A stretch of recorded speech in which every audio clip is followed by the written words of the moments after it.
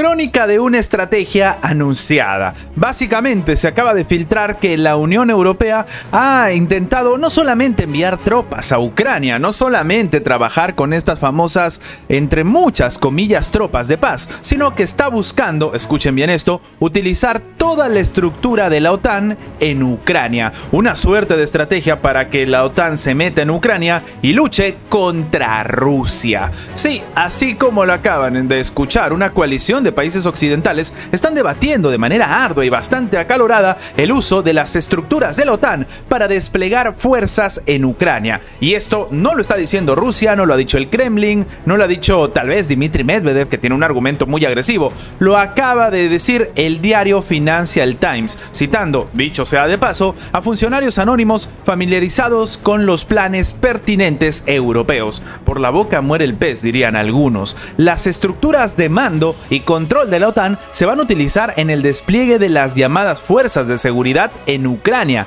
según una propuesta que se está debatiendo en este momento en conversaciones privadas entre Francia y el Reino Unido. Esto lo acaba de afirmar el medio. Según el artículo, las fuerzas también podrían recurrir a las capacidades comunes de inteligencia y vigilancia del bloque bélico. Dicha propuesta es una de las varias opciones que se están debatiendo, por lo que podría cambiar antes de que se llegue a un acuerdo definitivo. Ahora, ¿se acuerdan que hace unas semanas atrás el propio Vladimir Putin dijo que cualquier tipo de envío de tropas a Ucrania tendría que ser aprobado por Rusia si se da en el marco de ya negociaciones para un acuerdo de paz? Bueno, ¿se acuerdan que también el propio Emmanuel Macron, casi al minuto de que Donald Trump había escuchado estas declaraciones por parte del propio Vladimir Putin, salió al frente a decir que no, que estaba equivocado, ¿no? Que básicamente los rusos no tenían nada que ver y no tenían que autorizar absolutamente nada porque no era su país. Algo que llamó la atención, porque si se suponía que estamos en un contexto de un acuerdo de paz, de una cercanía entre los países, ¿no? De poner paños fríos a la situación, este tipo de declaraciones no encajaba realmente con esa retórica, con ese supuesto escenario. Así que ahora se entiende que en realidad no se le puede pedir permiso a Rusia porque si no, no dejarían que se meta toda la OTAN. De hecho, a todo esto, lo que ha declarado uno de los funcionarios al propio medio, y está plasmado literalmente, es que si vamos a desplegar efectivos de docenas de países en Ucrania, la OTAN es la única opción de mando y control que podemos utilizar. De nuevo, esto es lo que ha declarado uno de los funcionarios. Al mismo tiempo, algunos miembros de la coalición se muestran reservados ante esta iniciativa. Esto ya lo hemos comentado, muchos países no quieren mandar a sus tropas a Ucrania. De hecho, consideran que es una situación que va a generar una tensión todavía mayor. El primero en salirse, de hecho, de este momento tan preocupante ni siquiera ha sido Hungría, ha sido Polonia, uno de los países que tiene uno de los discursos más agresivos en contra de Vladimir Putin, pero que a la hora de la hora dijo no, porque esto puede generar una tensión todavía mayor. Y claro, ustedes están felices, pero quien tiene fronteras con Rusia soy yo y no ustedes. Literalmente es lo que ha dicho Polonia. Así que se entiende que hay muchos países que no están tan de acuerdo con esta acción. Según dice la publicación, los aliados ven la participación de la OTAN como una forma de implicar indirectamente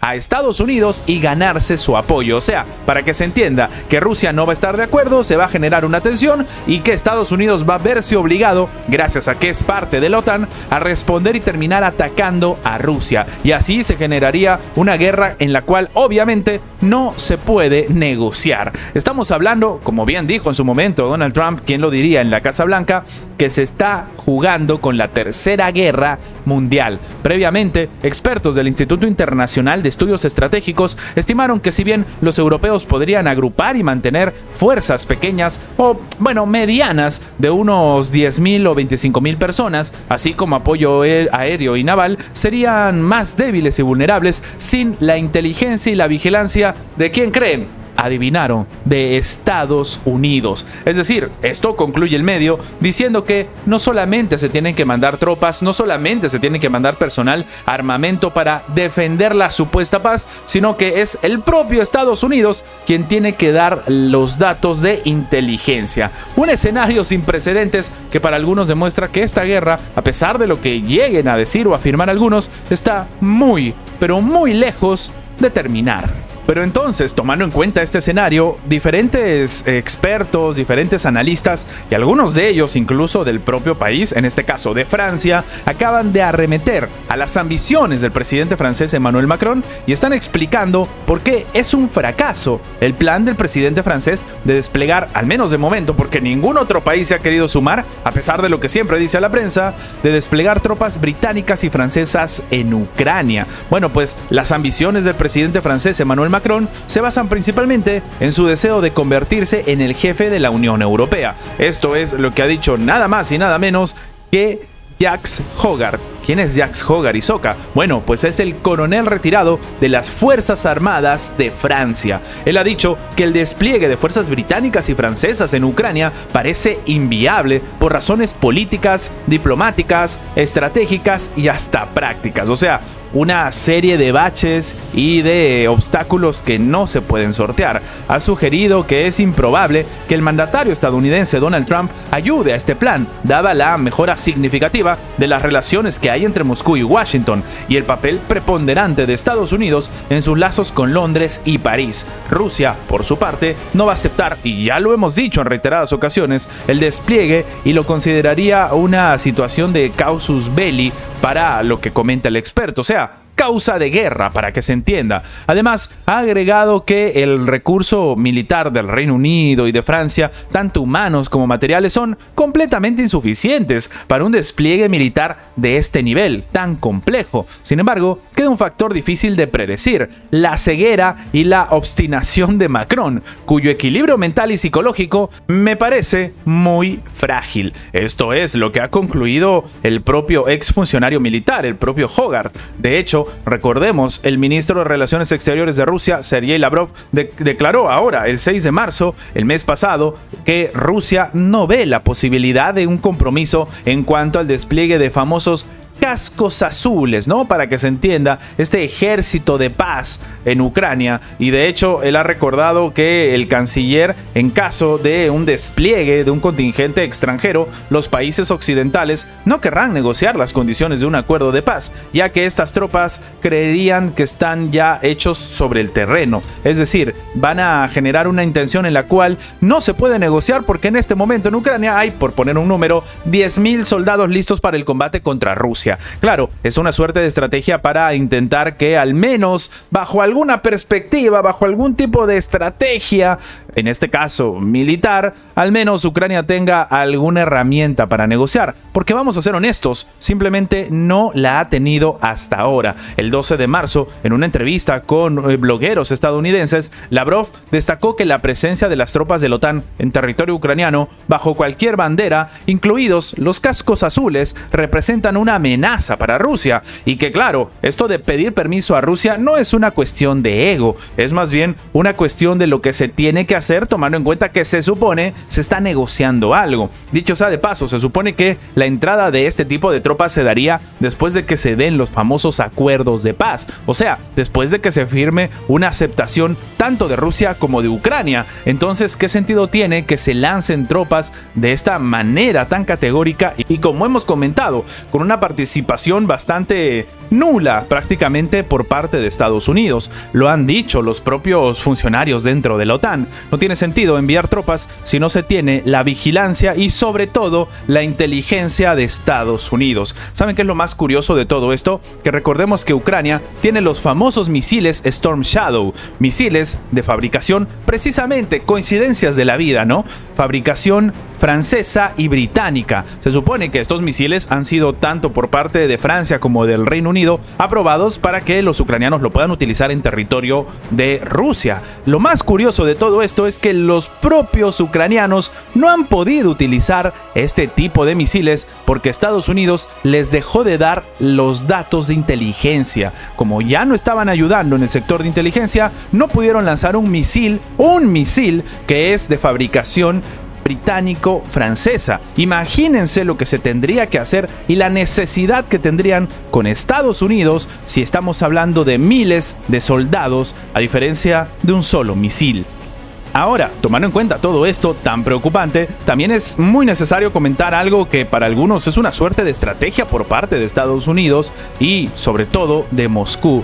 Resulta que la administración rusa ha empezado a mostrar cada vez de manera mucho más, no vamos a decir agresiva, sino continua, lo que está sucediendo con los ataques permanentes de Kiev a infraestructura energética rusa. El portavoz del Kremlin, Dmitry Peskov, ha afirmado que la decisión de suspender el funcionamiento de unos embarcaderos para los buques petroleros en el Mar Negro, concretamente en la ciudad rusa de Novorossiysk, está relacionada con los daños sufridos en la infraestructura portuaria por ataques de drones precisamente ucranianos. Para que se entienda, se ha afirmado, se ha hecho un acuerdo y lo que está haciendo en este momento Ucrania es atacar todos los apartados de este acuerdo. Peskov ha enfatizado que la suspensión del funcionamiento de estos embarcaderos, de los buques petroleros en el Mar Negro, que se suponía era algo que también se estaba transando, está relacionado con el daño ocasionado en la infraestructura del consorcio de tuberías del Caspio, y esto por ataques con drones ucranianos. El portavoz recordó que en este escenario los ataques hicieron un gran daño y es muy complicado eliminarlo desde el punto de vista tecnológico,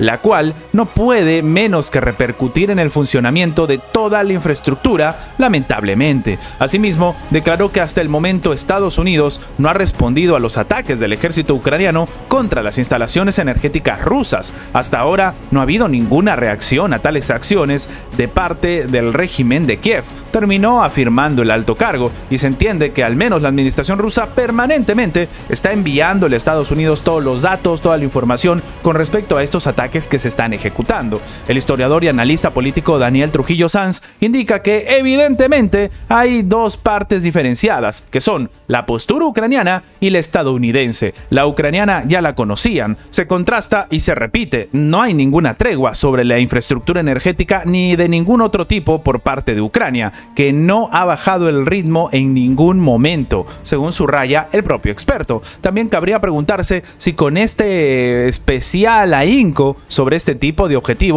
todo tipo de estructura energética, tal vez Volodymyr Zelensky o su cúpula estén tratando de enviar algún tipo de retorcido mensaje de rebeldía frente al presidente Donald Trump. Lo indica en este caso es que claramente Kiev no tiene la intención de bajar la presión fronteriza, y esto llama la atención y es lo que argumenta el propio profesor, tomando en cuenta que se supone que Estados Unidos a la hora de hablar lo debería hacer con cierta autoridad. Lo que está haciendo precisamente Zelensky con esto es desautorizando a Estados Unidos. Como conclusión, podemos pensar que Estados Unidos no ha querido hacer nada respecto a los ataques de Ucrania contra infraestructura energética de Rusia, o bien todo lo contrario, que sí ha hecho algo y que es tan grande que hasta ahora ni siquiera ha sido revelado a los medios de comunicación. Anteriormente, el canciller ruso Sergei Lavrov dijo que la lista de vulneraciones del alto al fuego por parte de Ucrania había sido entregada al asesor de seguridad nacional de Estados Unidos, Mike Waltz, para que se entienda, no solamente a él, también al secretario de Estado de Estados Unidos, Marco Rubio, y a los representantes de Rusia en la ONU y en la OCE, para que en su trabajo presenten hechos concretos que demuestren el valor de la palabra de las autoridades ucranianas. Con esta jugada, aunque parezca bastante cansada, lo único que se hace es demostrar que no se puede negociar con Ucrania, y este es un escenario que en los próximos días seguramente vamos a ver algún tipo de respuesta por parte de Estados Unidos. De momento, vamos a ser honestos, hemos visto cómo, por ejemplo, la administración de Donald Trump le ha impuesto aranceles a Ucrania y ni siquiera ha tocado a Rusia. Antes de terminar, les recordamos que si el video les ha gustado, dejen su like, compartan este video para que llegue a más personas. Lo más importante es que esta información llegue a más personas, y sin más que agregar, nos vemos en la próxima.